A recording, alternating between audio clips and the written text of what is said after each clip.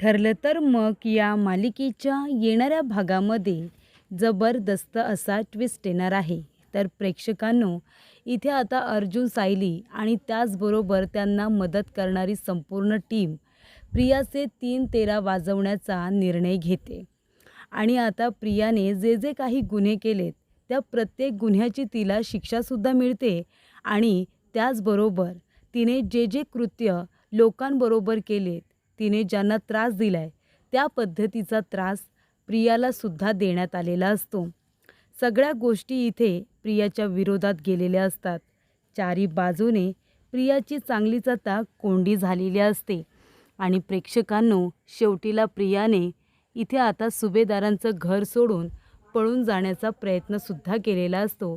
पण तो सुद्धा तिचा प्रयत्न आता फसतो.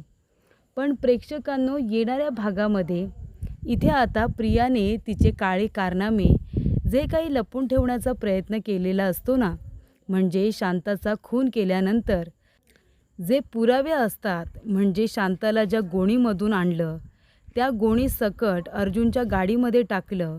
अर्जुनच्या गाडीची आता डिक्की असते आणि त्याला जी नंबर प्लेट असते ते सगळं आता तिने एका पिशवीमध्ये टाकून ती पिशवी ते पुरावे दडवून ठेवलेले असतात.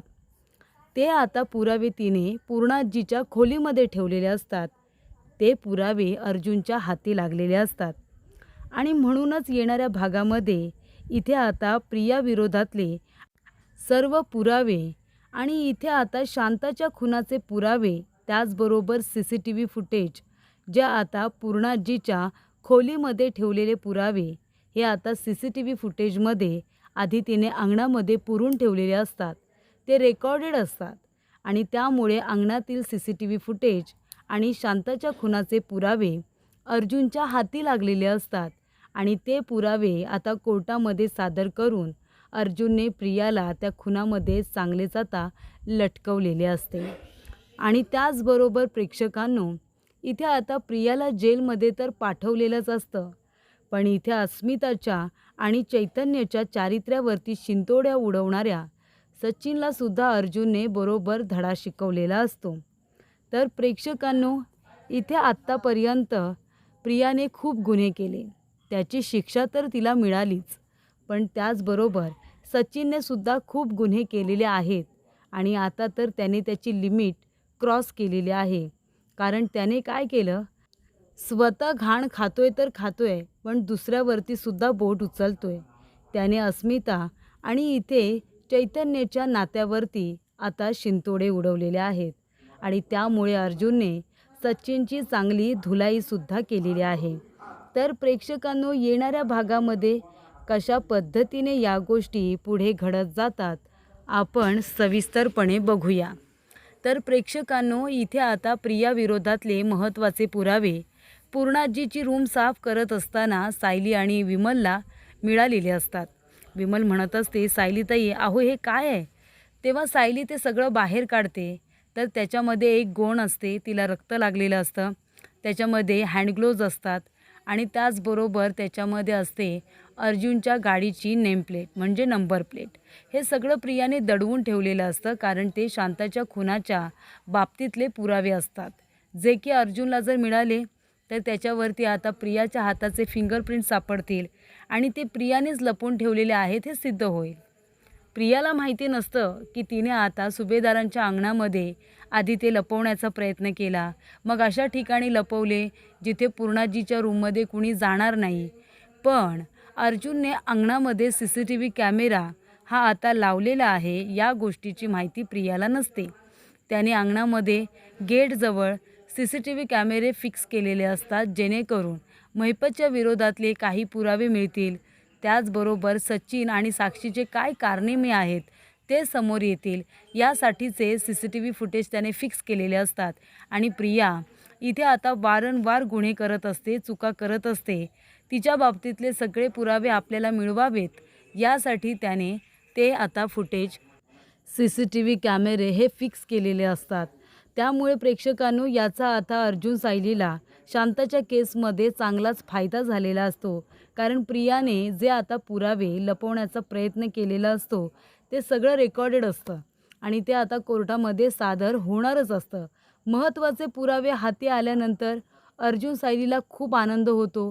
हे पुरावे आपण आता कोर्टामध्ये सादर करू आणि प्रियाला तिच्या गुन्ह्याची शिक्षा देऊ, हे आता ठरलेलं असतं. आणि इथे सदा मैना यांना इंजेक्शन देऊन मारण्याचा जो काही प्रियाचा डाव असतो, तो डाव आता पूर्णपणे फसलेला असतो. कारण तिथे नंदिनी वृद्धाश्रमामध्ये योग्य वेळी जाऊन त्या ठिकाणी प्रियाचा पर्दाफाश करते आणि तिथे पोलिसांना सुद्धा बोलावते. 6 वाजून गेलेले असतात, त्यामुळे प्रियाला अरेस्ट करू शकत नाही. पण अर्जुनने आता सांगितलेलं असतं की 6 वाजून गेलेत म्हणून अरेस्ट करू नका, पण तिच्यावरती लक्ष ठेवण्यासाठी पोलीस कॉन्स्टेबल ठेवा. ती कुठेही पळून जाऊ शकते, त्यामुळे ती पळून जाता कामा नये आणि एकदा का उद्या सकाळ झाली की लवकरात लवकर प्रियाला अरेस्ट करा, असं अर्जुनने सांगितलेलं असतं. त्यामुळे मैना आणि सदा यांना कुठल्याही पद्धतीचा धोका निर्माण होऊ नये यासाठी तिथे 2 कॉन्स्टेबल त्यांच्यावरती लक्ष ठेवण्यासाठी चैतन्यच्या घरी तैनात केलेले असतात. तर इथे प्रिया घरी आलेली असते सुभेदारांच्या. तेव्हा कशा पद्धतीने प्रियाने सदा मैनाला मारण्याचा प्रयत्न केला, कशा पद्धतीने ते तिचे खरे आईवडील असूनसुद्धा तिने हे पाऊल उचललं, हे जेव्हा सुभेदारांना कळलं तेव्हा सुभेदारांना त्या गोष्टीचा खूपच जास्त त्रास झाला. पण अजूनपर्यंत सायलीने ही गोष्ट त्यांना सांगितलेली नाही आहे की प्रिया ही खरी तन्वी नसून ती मैना आणि सदाची मुलगी आहे. तिने ही गोष्ट सध्या तरी लपवून ठेवले, जेणेकरून सत्य हे आता पुरावा मागतं. त्यामुळे CCTV फुटेज हा तर खूप मोठा पुरावा आहेच तिच्या गुन्ह्याबद्दलचा, पण इथे आता ती नक्की कोण आहे हे सिद्ध करणारे DNA टेस्टचे रिपोर्ट त्यांच्या हाती येणार आहेत. आणि एकदा का हे सिद्ध झालं की प्रिया ही प्रतिमाची नाही तर मैना आणि सदाची मुलगी आहे, हे सिद्ध झालं की अर्जुन सायली, सुभेदार आणि किल्लेदार दोन्ही कुटुंबांना सांगतील की ही तुमची खरी तन्वी नाही आहे आणि त्याची त्या आता दोघंजणं वाट बघत असतात. लवकरच DNA टेस्टचे रिपोर्टसुद्धा हाती येणार आहेत. ते पुरावे मिळाल्यानंतर सायली अर्जुनला जाऊन सांगते की प्रियाने तिच्या कारनाम्याचे पुरावे पूर्णाजीच्या रूममध्ये लपवून ठेवले होते.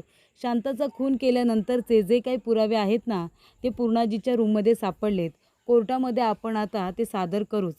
तोपर्यंत प्रिया आता पळून जात असते.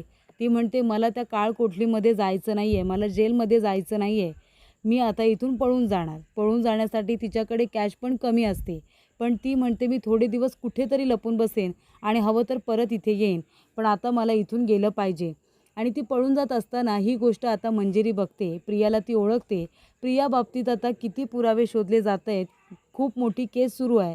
हे मंजिरीला आणि रमाला माहिती असल्यामुळे रमा आणि मंजिरी या दोघीजणी एकत्र येऊन पळून जाणाऱ्या प्रियाला पकडतात आणि पोलिसांच्या स्वाधीन करतात. तर अशा रीतीने पळून जाणाऱ्या प्रियाला पुन्हा एकदा मंजिरी आणि रमा ह्या दोघीजणी पकडून ठेवतात आणि सुभेदारांच्या घरी आणून तिला बांधूनसुद्धा ठेवतात, जेणेकरून ती पळून जाऊ शकत नाही.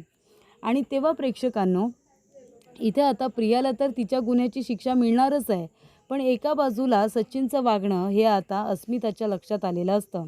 कारण सचिन हा अस्मिताला फक्त आत्तापर्यंत फसवत आला आहे. तो इथे एका मोठ्या कंपनीमध्ये जॉबला आहे असं सांगून तो अस्मिताला फसवतोय ही गोष्ट तिला कळलेली असते. कारण तो कुठेही जॉबला नाही आहे, तो साक्षी शिखरेबरोबर राहतोय. ही गोष्ट अस्मिताला माहिती असते की सचिन माझी फसवणूक करतोय. त्यामुळे अस्मिताने सचिनला इग्नोर करायचं ठरवलं आहे आणि तिने आता ठरवलं आहे की मी सचिनपासून डिवोर्स घेणार. तो माणूस इथे सुधारायचं नाव काढत नाही आहे, त्याला नोकरीसुद्धा करायची नाही आहे, त्याला बाळाकडे लक्ष द्यायचं नाही आहे, त्याला माझी आणि बाळाची जबाबदारी घ्यायची नाही आहे. मग अशा माणसाबरोबर मी का राहू? जो माणूस इथे माझा आणि बाळाचा सांभाळ करू शकत नाही, त्या माणसाबरोबर मी राहणार नाही आहे, असा तिने निर्णय घेतलेला असतो. आणि त्या माणसामुळे मी माझं आयुष्यसुद्धा उद्ध्वस्त करणार नाही. आपल्यावरती प्रेम करणारे आपले लोक आहेत. त्याचबरोबर अर्जुन, सायली, ममा आणि डॅड आणि अश्विन हे सगळेजण माझ्या पाठीशी खंबीरपणे उभे असताना मी का म्हणून इथे फक्त एका सचिनमुळे माझं आयुष्य उद्ध्वस्त करू? तर मी आनंदामध्ये माझं आयुष्य जगणार आहे. आणि या कोशातून बाहेर काढण्यासाठी चैतन्य अस्मिताला मदत करत असतो. चैतन्य म्हणत असतो की अस्मिताई, माझ्या बाबतीतसुद्धा तेच झालं. मी साक्षीवरती मनापासून प्रेम केलं, पण तिने मला फसवलं आणि पैशांसाठी ती माझ्या आयुष्यातून निघून गेली. त्यानंतर इथे तुझ्या बाबतीतसुद्धा तेच झालं. सचिनला फक्त तुझा पैसा हवा आहे, त्याला जबाबदारी नको आहे. तो तुझी आणि बाळाची जबाबदारी कधीच घेणार नाही आहे.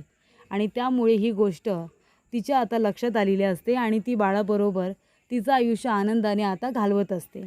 जेव्हा इथे सचिन आलेला असतो तेव्हा तो साक्षीबरोबर आता बोलतो किंवा तिच्याबरोबर राहतो या गोष्टीबद्दल काहीही सांगत नाही. तो सगळ्या गोष्टी अस्मितापासून लपवून ठेवतो. बाळासाठी तो साधं खेळणं घेऊ शकत नाही. तो इथे बाळाची आणि माझी जबाबदारी घेऊ शकत नाही. मग मी त्याच्याकडे लक्ष का देऊ? अस्मिता त्याला इग्नोर करत असते आणि प्रत्येक वेळी इथे आता सचिन तिला खोटं नाटं सांगत असतो की मी किती सुधारलो आहे, मी किती चांगलं काम करतो आहे. पण अस्मिताला माहिती आहे की हा कुठेही कामाला नाही आहे. हा वारंवार माझ्याबरोबर खोटं बोलत असतो. तेव्हा इथे चैतन्य अस्मिताला मोटिवेट करत असतो की तू कशा पद्धतीने तुझं आयुष्य जगलं पाहिजे. कुणातरी एका माणसामुळे आपण आपलं आयुष्य उद्ध्वस्त का करून घ्यायचं? जेव्हा इथे आपली माणसं आपल्याबरोबर जीवापाड प्रेम करत असतात तर आपण त्यांचा विचार केला पाहिजे. त्यांना दुःखी का करायचं? एखाद्या माणसासाठी आपण आपल्या कुटुंबाला दुःखी करायचं नाही. त्यांच्यासाठी आपण आनंदी राहायचं, आपल्या बाळावरती लक्ष द्यायचं. तेव्हा इथे चैतन्य एका भावाप्रमाणे प्रत्येक वेळेला अस्मिताला मोटिवेट करत असतो.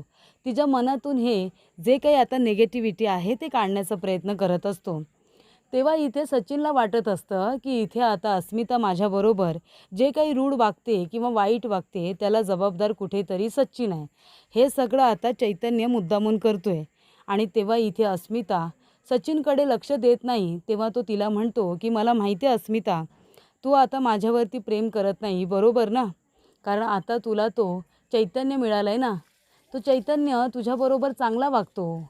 तो तुला मोटिवेट करत असतो. माझ्यापासून कसं दूर राहायला पाहिजे, मी कसा तुला त्रास देतो, माझं कसं साक्षीवरती प्रेम आहे, मी कसं तुला फसवलं, असं बोलून बोलून तो तुला माझ्यापासून दूर करतो आहे ना. तेव्हा इथे आता चैतन्य तुला आवडायला लागलं आहे आणि मी नकोसा झालो आहे का तुला?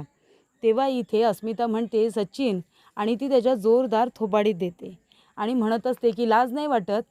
चैतन्य मला माझ्या भावासारखा आहे. तो सचिन, अरे चैतन्य हा अर्जुनचा मित्र आहे.